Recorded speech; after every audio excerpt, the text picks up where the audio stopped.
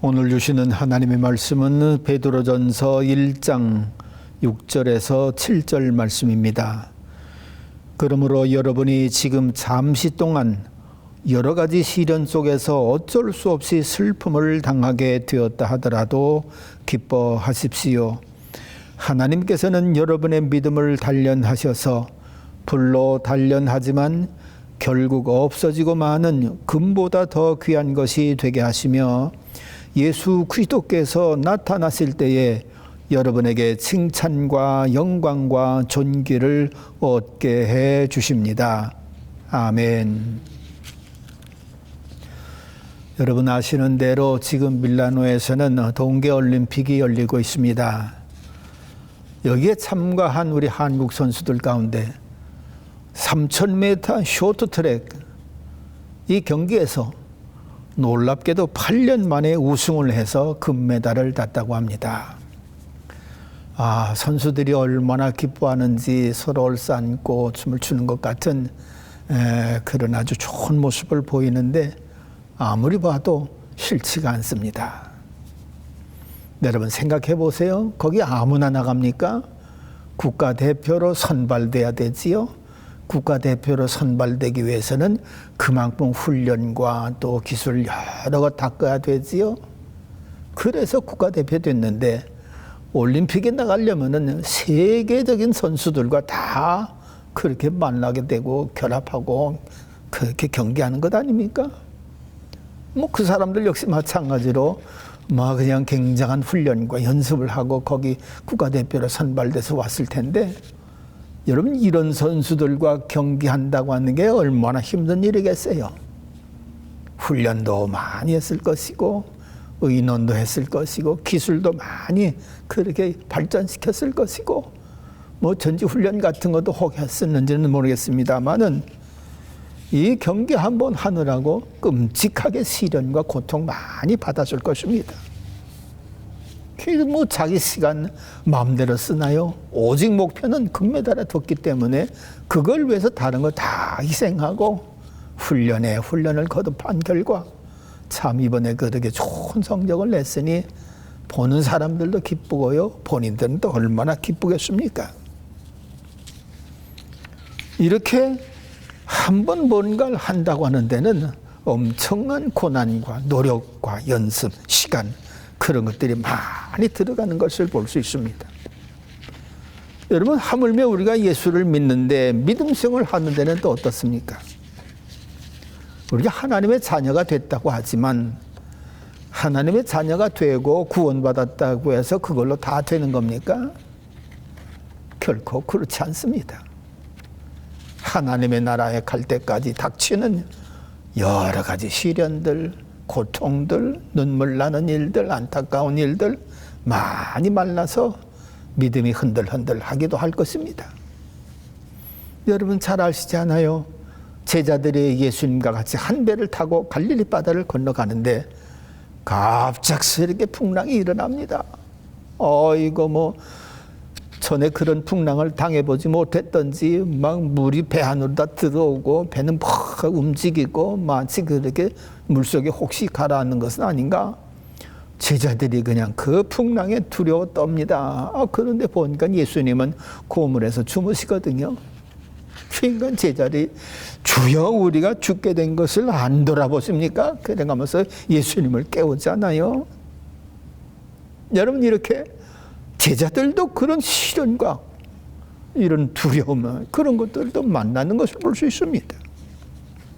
그러니 우리 세상 살아가면서 믿는다고 해서 그런 어려움들 시련 안 만나리라 그 보장할 수가 없습니다. 때에 따라서는 참 너무너무나도 큰 시련에 어쩔 수 없이 눈물 흘리는 그런 경우도 생기더라 그런 말씀입니다. 그렇기 때문에 오늘 6절 말씀해 볼 것 같으면은 그러므로 여러분이 지금 잠시 동안 여러 가지 시련 속에서 어쩔 수 없이 슬픔을 당하게 되었다. 이거 어쩔 수 없이 슬픔을 어쩔 수 없이 울게 되었다 이런 얘기지요. 얼마나 힘들고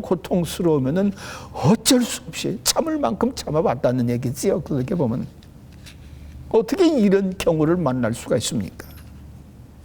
그럼에도 불구하고 성경 말씀은 기뻐하라 그렇게 말씀하고 있습니다. 여기 본문의 시련이 어떤 종류인지는 확실하지는 않지만 오늘 성경 말씀에 슬픔을 당하게 되었다. 그것도 마지못해서 어쩔 수 없이. 그렇다고 할 것 같으면 내 자의로 슬픔을 당한 것도 아니고 전적인 타의로 그렇게 슬픔을 만났다고 하는 건데 참을 수 없을 그럴 만큼의 고통을 당했으니까 이렇게 눈물까지 흘려가면서 아파하는 것이지, 그렇지 않다고 할 것 같으면 어지간하면 제자들 다 참았을 거예요. 이처럼 어쩔 수 없이 슬픔을 당하게 되는 그런 시련, 그런 거를 안 만나면 좋겠지만은 만났음에도 불구하고 성경은 기뻐하라 그렇게 말씀하고 있습니다. 이건 말이 될까요? 어떻게 생각하면 이건 너무 우리 사람을 좀 인생들을 잘 몰라주는 것 아닌가 그런 생각이 들 때가 있습니다. 그럼에도 불구하고 성경이 이렇게 그럼에도 불구하고 기뻐하라 그렇게 말씀하신 데는 분명한 이유가 있는 것을 보는 거지요. 첫째는 예수께서 우리의 소망이 되시기 때문에 그렇다 그런 얘기입니다. 여러분 어쩔 수 없이 슬픔을 당해서 눈물 흘리게 됐다고 할 것 같으면 소망 안 보이는 것 아닐까요? 그러나 사람이 볼 때는 소망이 안 보인다 할지라도 예수님이 보실 때는 소망이 있다는 것입니다. 그것 때문에 오히려 소망을 이룬다는 것입니다. 그래서 3절에는 우리 주 예수 그리스도 하나님 아버지께 찬양을 드립니다. 하나님께서는 그 크신 자비로 우리를 새로 태어나게 하셨습니다. 그러니까는 믿음의 사람들에게는 분명히 이렇게 소망이 있다는 것입니다. 산 소망이라고 예수님 말씀하고 계십니다. 어떤 면에서 세상을 바라볼 때 우리들보다 참 소망을 잘 이룬다 싶은 그런 사람들이 많습니다. 요즘 보면은요, 일론 머스크 같은 사람, 그야말로 그 사람은 원하는 대로 소망을 이루는 것 같아요. 그러나 예수님을 믿는 우리 모두들에게 있어서는 이런 것들보다 더 큰 그런 소망이 있는 것을 볼 수가 있습니다. 그건 뭡니까? 그 소망은 우리가 예수 그리스도를 통해서 찾을 수가 있습니다.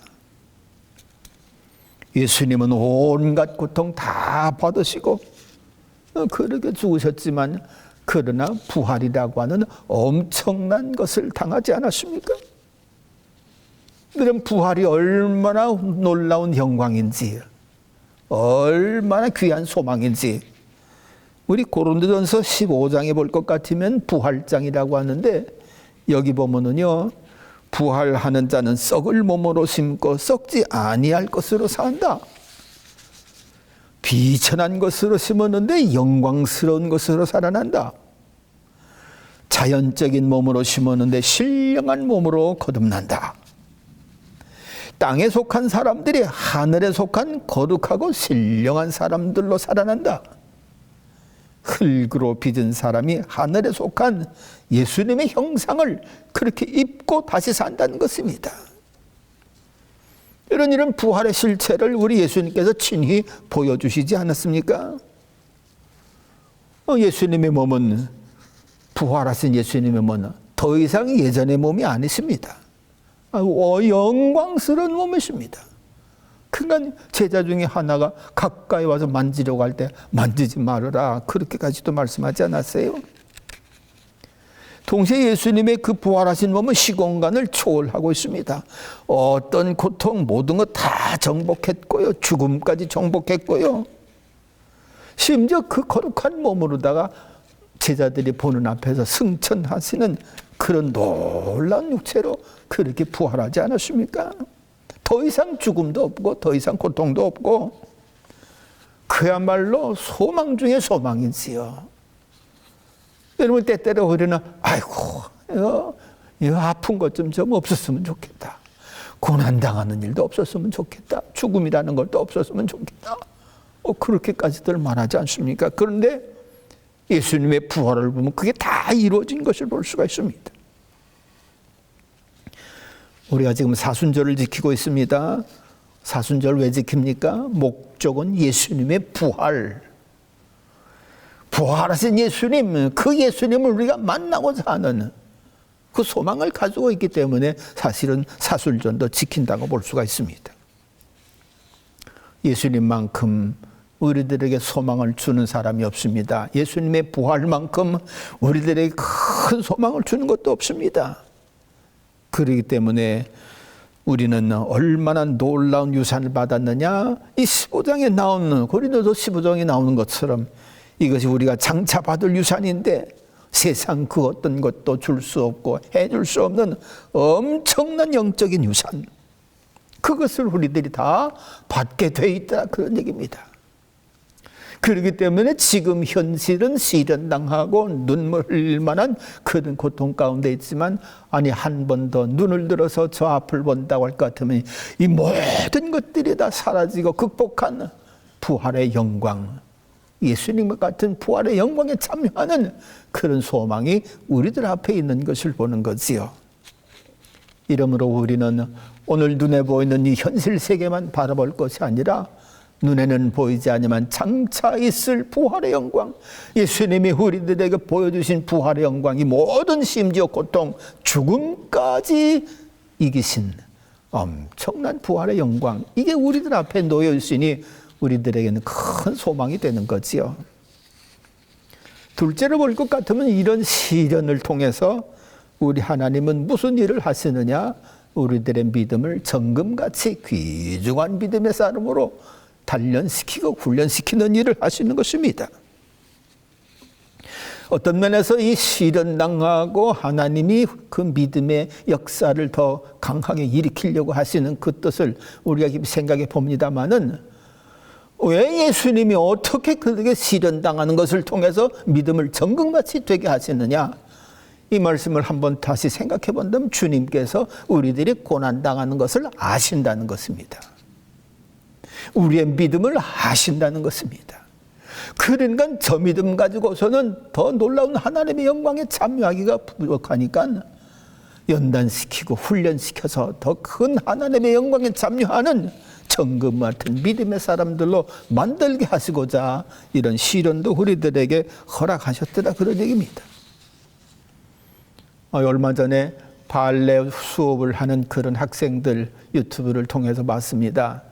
모두가 다 발레리나의 꿈을 꾸고 연습을 하고 훈련을 하는데, 코치가 어떤 면에서는 참 인정사정 없는 것 같아요. 발레 춤추다 볼 것 같으면 다리를 일자로 쫙 펴서 아름답게 하는 그런 모습들이 얼마나 많이 나옵니까? 그러니까 그 다리가 일자처럼 쫙 펴지지 아니하면 그 춤을 출 수가 없어요. 그냥 그 춤을 추기 위해서 발레의 꽃이라고 하는 그 모습을 드러내기 위해서 다리를 일자로 쫙 벌리게 하는 그 일을 해야 되는데, 이거 연습을 시키는데 본인이 안 되거든요. 그러니까 코치가요 발을 일자로 이렇게 하면서 그냥 꽉 누르고 붙잡고요, 애는 어떤 때 아프다고 울고요, 이거 그러더라고요. 그건 학생의 실력을 높이기 위한 그 코치는 그 아파하는 그 제자 곁에 있는 것입니다. 아니 친히 그 고통을 주면서 그 학생이 실력을 얻기를 그렇게 바라보고 있는 것을 볼 수가 있어요. 마찬가지로 예수님도 믿음의 사람들 결코 떠나지 아니하십니다. 시련당하고 고난당한 것 같지만 실상은 그 곁에서 그 믿음을 더 정금같이 귀하게 만들고자 하시는 그 소망을 이루시고자 곁에 계시면서 우리로 하여금 인내하고 앞을 바라보게 하시는 그 일을 하시는 것을 볼 수가 있습니다. 여러분, 그러나 이건 예수님이 말씀만 하신 것이 아니라 사실 당신이 우리에게 친히 보여주셨습니다. 예수님의 시련은 정말 눈물 없이는 볼 수 없는 그런 시련이지요. 얼마나 모진 고통을 당하셨습니까? 세상에 하나님과 같은 본체를 갖고 인간의 모습으로 오셨는데, 인간들은 자기와 똑같은 인간으로 취급을 하고 예수님을 그냥 비난하고 세상에 죄인이라고 몰아붙여가면서 얼마나 악한 짓을 합니까? 십자가에 매달고요. 그전에는 채찍질도 하고요. 죽여라 죽여라 비난도 하고요. 아니, 세상에 하나님의 아들이 어떻게 이런 일을 당합니까? 어떻게 하나님께서 그 아들의 그 고통받는 모습을 그대로 보고 계시느냐, 그럴 얘기입니다. 참, 아들을 사랑하는 아버지라고 할 것 같으면은 그렇게 고난당할 때 안 되겠다 하면서 천사들을 불러서 저도 해결시키지 않았겠나, 그런 생각을 해봅니다마는, 야, 우리 하나님은 얼마나 놀라우신지, 아들이 그처럼 십자가에 못 박히고 고난당하고 만 가지 그런 시련을 다 당하시는데도 불구하고 어떻게 그렇게 참고 계시는지. 여러분, 그렇지만은 예수님 부활하시고 난 다음에 보세요. 하나님께서 버리신 것 같았지만, 아니, 부활의 몸으로 다 새로운 그 영광을 드러내실 때는 역시 아버지는 다르구나. 역시 아버지는 자식을 사랑하는구나. 아들을 사랑하는구나. 그 온갖 고통받으실 때는 하나님이 예수님 버린 것 같아요. 버리신 것 같아요. 이런 억울한 것이 어디 있겠어요. 그런데 부활하신 예수님을 보니까는, 야, 하나님은 역시 아들을 사랑하셨고 우리 만민들을 사랑하셨구나. 그게 너무나도 확실하게 드러나는 거예요. 그러니 예수님은 하나님의 그 뜻을 이루기 위해서 믿음 연약한 사람들 믿음의 길로 흔들고, 믿음 없는 사람들 믿음에 있게 하고, 하나님의 자녀되게 하기 위해서 당신의 독생자 예수 그리스도를 그렇게 십자가에 매달으실 때는 다 버리신 것 같고 끔찍하게 모르는 것 같았지만은, 부활하신 예수님 보니까, 그렇지, 하나님이 이렇게 죽음의 권세를 이기시도록 거룩하신 주님으로다가, 거룩하신 영적인 지배자로다가, 지도자로다가 새로 거듭나게 태어나게 하셨구나. 이렇게 온갖 시련을 통해서 하나님은 온전한 믿음의 사람들로, 연약한 믿음의 사람들로, 더 강한 믿음의 사람들로 그렇게 태어나게 하시는 놀라운 사랑으로 역사하시는 것을 볼 수가 있습니다. 이러므로 우리는 눈앞에 있는 현실만 바라볼 것이 아니라 저 앞에서 있을 하나님이 우리에게 주실 영광의 모습 반드시 바라볼 필요가 우리는 있는 것입니다. 여러분, 사람은요, 아무리 뭐 좋다 한다 할지라도 그 육신을 한번 이렇게 뜯어다 보면은요, 아직도 멀었어요. 우리 눈 한번 생각해 보세요. 눈은요, 철저하게 아름다운 것만 보려고 하지 다른 것 잘 보려고 하지 않습니다. 코는 어떻습니까? 좋은 향기로운 냄새만 맡기 좋아하지, 조그만 좀 그렇게 하는 것들은요 당장 돌리고요, 외면하고요. 또 귀는 또 어떻습니까? 역시 마찬가지로 자기 듣고 싶은 그런 소리, 좋은 소리만 들으려고 하지 삑삑하는 소리 절대로 들으려고 하지를 않습니다. 우리 입은 또 어때요? 우리 입은 맛있는 것만 그렇게 받아들이려고 하지 씁쓸름하고 그런 것들은 안 먹으려고 해요. 그래가지고 애들한테 약 먹일 때 그 약이 쓰니까는 먹이기는 해야 되겠고 병은 고쳐야 되겠는데, 애가 쓰다고 안 먹으니까는 어쩔 수 없이 거짓말 하지 않아요? 야야, 이거 안 써, 안 써. 그러다가 먹였는데 먹고 보니 쓰거든요. 그 다음서부터는 엄마 말 잘 듣지를 않으려고 해요. 여러분, 우리의 육체는 아무리 생각을 해도 너무 부족한 게 너무너무 많아요. 그저 좋은 것만 보려고 하고, 좋은 냄새만 맡으려고 하고, 좋은 것만 먹으려고 하고, 좋은 것만 바라보고. 근데 하나님은 우리의 이런 육체를 보시지를 않습니다. 그 내면의 믿음, 그걸 보시는 거예요. 나와 네가 어떤 관계에 있느냐, 이걸 굉장히 중히 여기시는 것입니다. 그가 혹시 코가 고장나고 입이 고장나고 또 귀가 고장나서 제대로 된 것을 먹지도 못하고 듣지도 못한다 할지라도 그 심령을 중히 보시기 때문에 그 심령이 예수 그리스도를 믿고 의지하는 그런 믿음의 사람 되게 하기 위해서 이런 시련도 얼마나 귀하신 하나님이신 말할 수가 없습니다. 이러기 때문에 주님은 믿음이 강건케 되는 것을 보고 기뻐하시지 우리의 육체라든지 이런 것들이 좋고 귀한 것 가지고 기뻐하시는 분이 아니시더라, 그런 말씀이에요. 이것 때문에 우리가 시련을 당해도 하나님 앞에 기뻐할 수 있는 것은, 하나님께서 지금 내 시련 받는 것 아시고 나를 더 하나님 모시기에 합당한 하나님이 기뻐하시는 하나님의 백성 만드시려고 믿음의 연단을 하시는구나, 정금 같은 믿음의 사람으로 나오게 하시는구나. 우리가 이렇게 바라본다고 할 것 같으면요, 이 시련도 하나님께 감사함으로 잘 받아 넘길 수가 있는 것을 봅니다. 대표적인 사람 여러분 잘 알지 않아요? 사도 바울 같은 사람. 사도 바울 다메섹 도상에서 예수님 만난 후로 인생이 완전히 180도 바꿔가지고서 오직 예수를 위하여. 근데 얼마나 많은 시련 당합니까? 네가 예수님을 살아서 봤느냐? 네가 살아서 예수님의 음성을 들었느냐? 네가 살아서 예수님과 함께 식사 한번 같이 해봤느냐? 네가 예수님과 한번 한 발자국이라도 같이 걸어봤느냐? 어이, 네가 그런데 무슨 제자냐? 얼마나 많은 사람들이 그랬는지 몰라요. 그런데도요, 사도 바울은요, 다메섹 도상에서 영이신 예수님을 너무 확실하게 만났거든요. 죽음을 이기시고 만민들을 구원하신 구주로 확실하게 만났기 때문에 그 만난 믿음, 그 믿음으로 이거 다 멀리치고요. 그래서 성경 읽어볼 것 같으면 예수 그리스도의 제자된 나 바울은 자신의 제자됨을 당당하게 그렇게 말씀하고 있는 것을 봅니다. 그래도요, 나중에는 무슨 병에 걸렸는지 이게 너무너무 안 되니까 하나님 앞에 간절하게 3번씩이나 기도하잖아요.